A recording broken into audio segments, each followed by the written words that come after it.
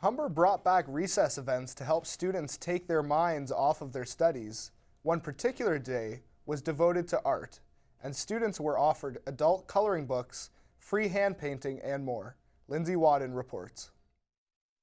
Humber College had their Arts Day at the North Campus for students to come out and forget the worries and stress that comes with being a student in college. So we have all kinds of really cool stuff. You can hear in the background some mellow music, which is actually our 2 Humber students in the jazz program that are playing. We have 3 Humber students doing henna art. We have button making provided by the library. We have the Aboriginal Center here doing cool birch bark painting. We have Humber galleries participating in portrait painting. We have Leave Your Mark, where students can fill in their names, draw a picture, something cool. Students even get the chance to bring their inner child to Arts Day by using adult coloring books and drawing in a picture as a way to release some stress about school. So we're doing blind contour drawing, which is a type of drawing technique where you actually just look at the other person and you don't look at your paper, and you try and do it in sort of a singular line, so never really letting your pen off. Events Day had many students at the college come out to enjoy a break at school. The relaxing music was heard throughout the whole floor, which made people feel calm and really forgot about the worries that school has had, especially during the midterm season. So everything that's happening here is also happening at the lakeshore at the same time. So it's been double the work and double the coordination. So it's been months of planning and coordinating people. We've had people drop out, people want on board, last minute changes. So you kind of have to go with the flow. There were so many things to do at the event that there was something for everybody. With such great thought as to what Humber College students would like and such a big turnout of students, there is already planning going on for next year's recess week. I think next year we'll probably do it 5 days instead of 4, and we'll add an extra day, probably I'm thinking maybe International Day. This is the 4th and final day of recess here at Humber College. I'm Lindsay Wadden, Humber News. From recreational art to something a little more competitive, this creative process requires patience and revision, but a competition in Mississauga has added a twist for local artists. Laura Dart has this report. The nerves kick in as artists paint away with limited time left. As the artists continue their paintings, the audience walks around and watches how the blank palette has become a masterpiece. At the end of each round, the audience votes for who they thought was their favorite. I think the key aspect is to be as quick, as fast as humanly possible, because the 20 minutes go by in a blink of time. They really do. After 2 rounds, the top 4 fight for the win. As the crowd counted down the last 10 seconds, the painters rushed to the finish. Everest Prokovev was the winner, taking home $100 and a chance to compete in the regional final. For Humber News, I'm Laura Dart. From indoor recess to outdoor fun, many couples skated the night away at the Harbor Front Center. This year, Valentine's Day was a night to remember, with temperatures hitting a low of -26. And now to Linda Huynh, who has more on the story. Even at -29 degrees, couples, kids, and families showed up at the Harbor Front Center at the local DJ night to celebrate Valentine's Day weekend. Although it was chilly, the ice rink at the Harbor Front Center was lively with skaters the night before Valentine's Day. DJ Trambeau makes the music all night long for one of many skate night events. After a few dance moves, couples gathered inside to take a break and enjoy each other's company. It was fun. It was a bit cold, but we stuck through the cold and went out and had a nice little skate, and then came in and had some hot chocolate. At the edge of the ice were sponsored Natrel tents giving away free hot chocolate to everyone. Friends made memories, and even some skated right out of the friend zone. We're friends for a very long time first, kind of-ish, and then now we're not friends anymore, I think. Well, we had it planned for a couple weekends, and we didn't plan on it being -27, so we just kind of followed the plans that we had originally planned. Every Saturday for the past 2 months, people tied up their skates to glide across an ice rink filled with flashing lights and good music. Not just couples showed up on this romantic night, but so did parents and their children. So why face the cold? It's fun. TV Humber News, Linda Huynh.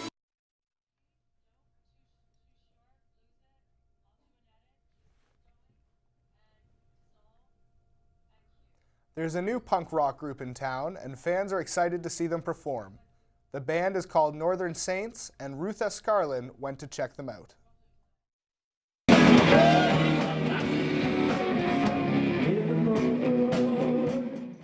They're young, new, and energetic. The funk rock band Northern Saints consists of 4 members. Dylan Roy, who plays the bass guitar.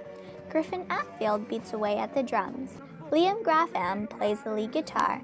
And Ivan Kavis is the lead vocalist and plays the rhythm guitar. After calling out to the audience, I know those seats are very comfy, but you guys can come up here. The floor is pretty cool.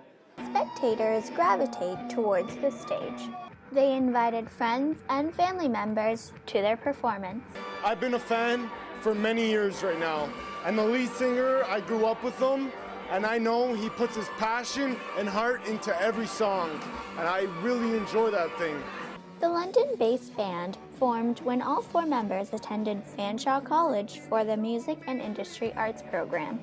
Yeah, I think it's good, but I'm very proud of him. Well, I'm happy. I'm happy that he's following his passion.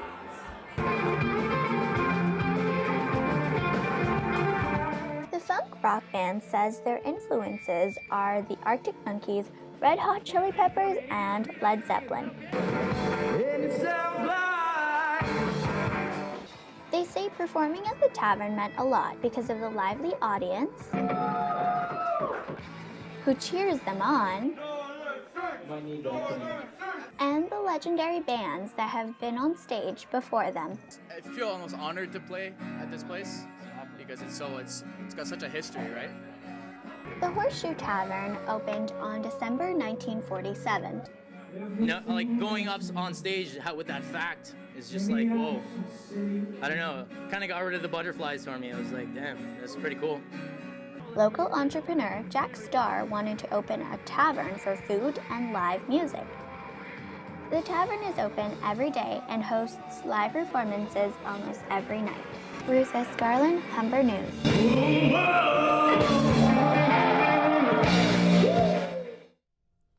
Toronto's Factory Theatre hosted Urban Myth recently, a night celebrating Canada's top urban dancers and choreographers.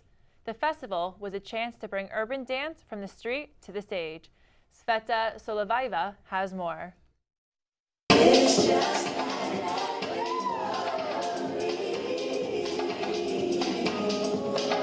Street dancers don't need English to tell their stories. They have many other options. Walking,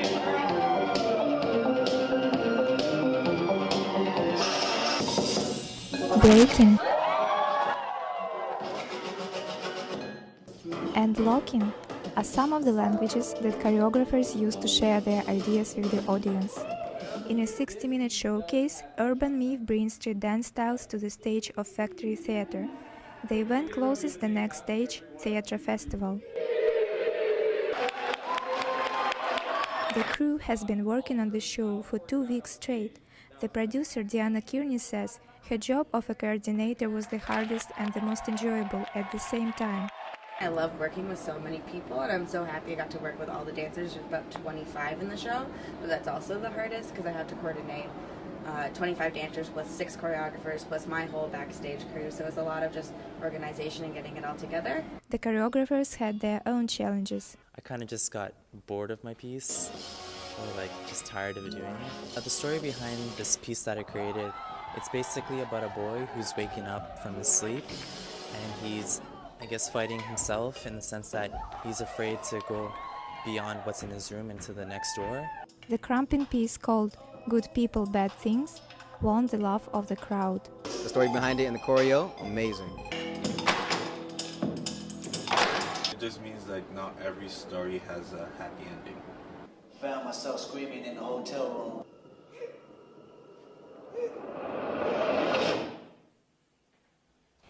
What to expect from dancers next year? This time they proved that story can be told with no words, if you're good in body language.